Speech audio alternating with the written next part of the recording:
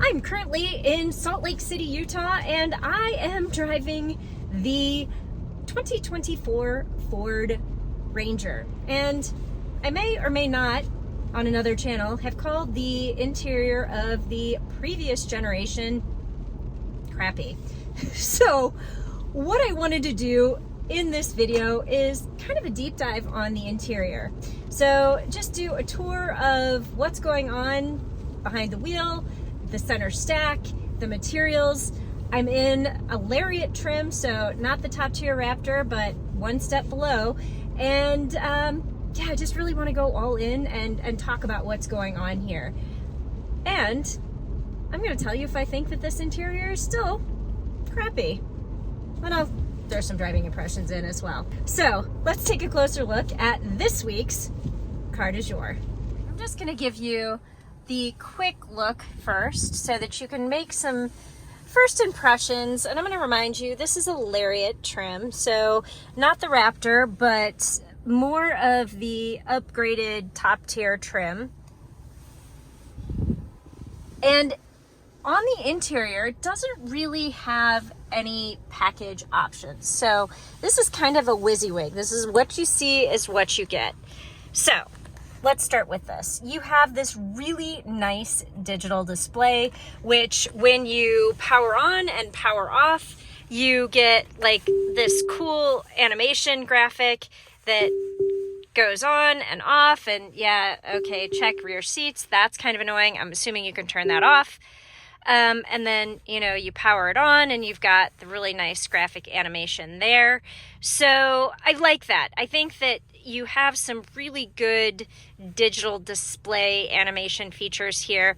But I will say, from what I found so far, there's not a lot of customization of this digital display. You can, I'm going to hit OK to get rid of that. You can change what's in the center here in terms of what you see, but you don't have a lot of options. So, you know, we were on fuel economy, but you can put like trip 1, trip 2, and then it just gives you your fuel economy, time driving, average speed, that kind of stuff. Or, you know, we were on fuel economy. If I had auto stop start engaged, you could do that. You could have it show your seat belts. If you had multiple people in the vehicle, and then, you know, if you kind of scroll up through here, you know, again, it just gives you a few little options of things that you can see. And my view, calm screen again. So, I mean, you have, tire gauges. You have some things you can scroll through, but it's just, that's it. That area right there is what you are going to configure. So I've just been leaving it on the fuel economy screen. Yeah. So I like it, but I wish you could maybe change the theme or something. Wouldn't that be fun? All right, moving on to this vertical screen. I actually really like this screen. You know, vertical screens don't bother me, and I will point out that this is different than what we have seen in other Ford vehicles, because in a lot of other Ford vehicles that have the vertical screen, you have like the mono dial that appears kind of like on top of the screen that controls some of your functionality.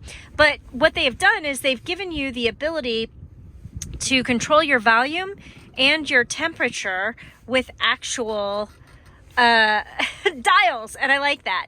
You can also increase your fan speed here, but you know, you could also do it through the screen. I actually really like the redundancy of the options here because, you know, maybe if you're wearing gloves or if your fingers are cold or something like that and the screen doesn't work very well for you, this gives you the option to be able to do some of those things through this, and I like that. Your heated seats and heated steering wheel are going to be through the screen only. There are no hard buttons like for that, like not on the door, not on your steering wheel. You know, there's no steering wheel button. There's nothing going on there. So you're gonna have to do that through here. And I'm gonna point out the heated seats work really, really well. I was in an XLT trim earlier, and man, they nearly burned my butt. They were so good. I loved it. All right, so in terms of your screen, you do have some hot buttons up at the top in order to access your screens or your camera and some of your home button features. But you know, this is your main map. You can enter your phone through here. I did not pair my phone, so we can't go through and show you what Apple CarPlay looks like. That's the audio. We don't want that because YouTube doesn't like us to play the audio, but this does have the B&O sound system. So I will say it does sound pretty good, but I can't show you how it sounds. So that's your radio, then back to your map.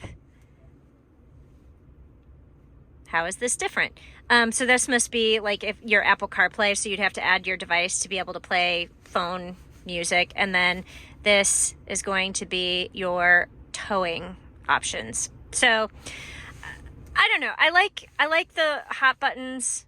You know, I like this. That was really nice. It gives you a nice little menu here on the side to be able to access some of these things pretty quickly.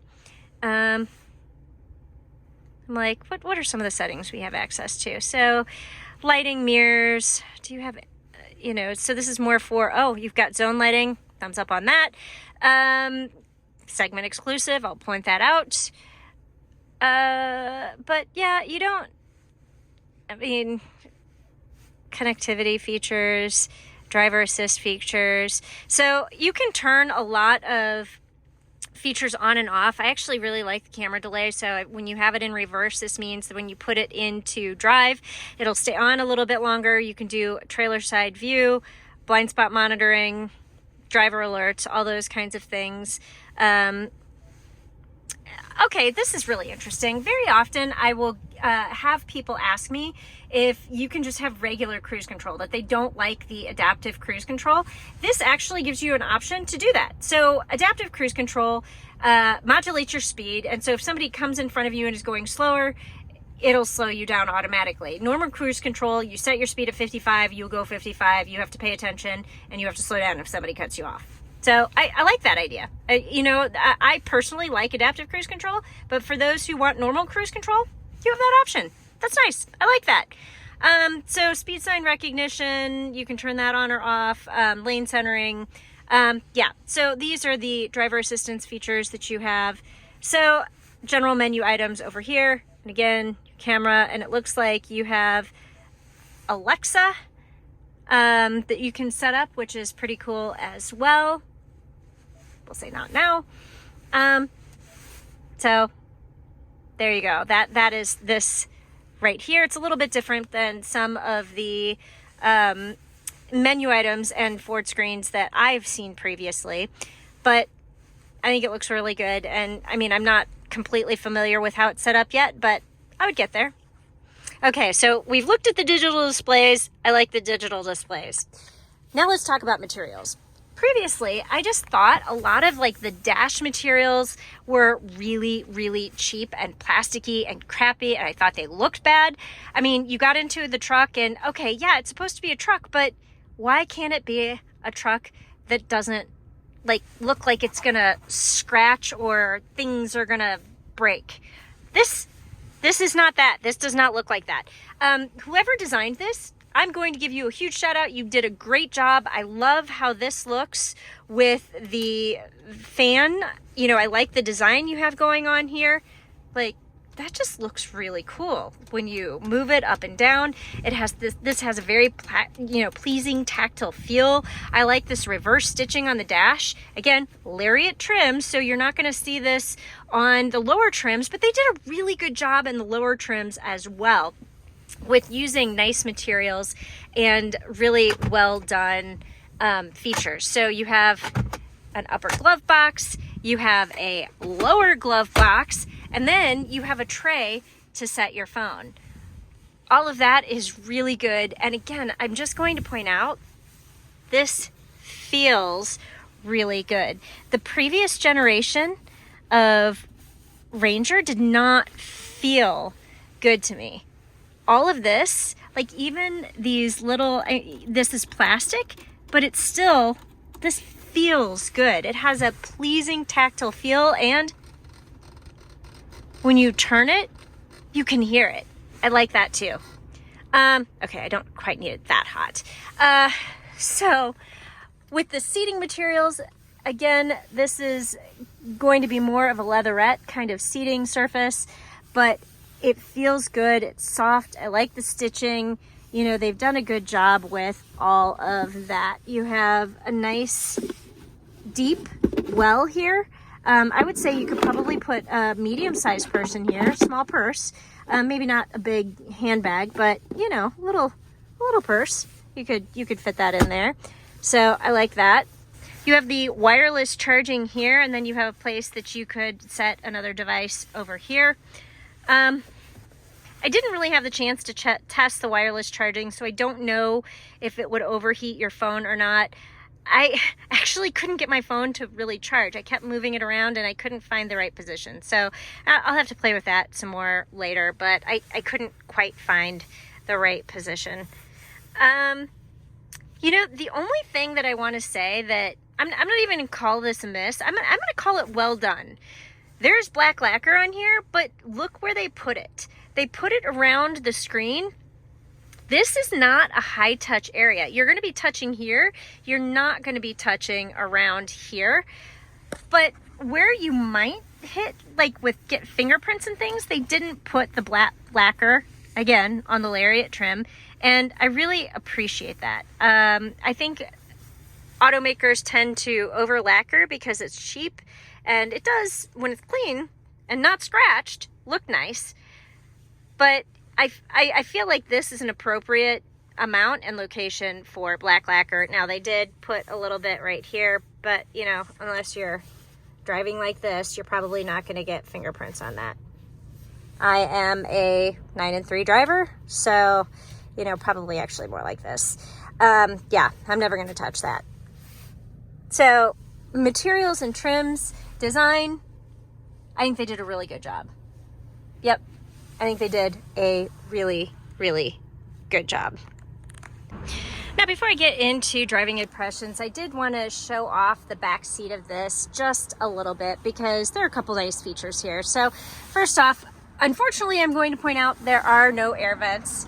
That is a bit of a miss, but you do have USB-C and USB-A charge ports down here, as well as an actual plug.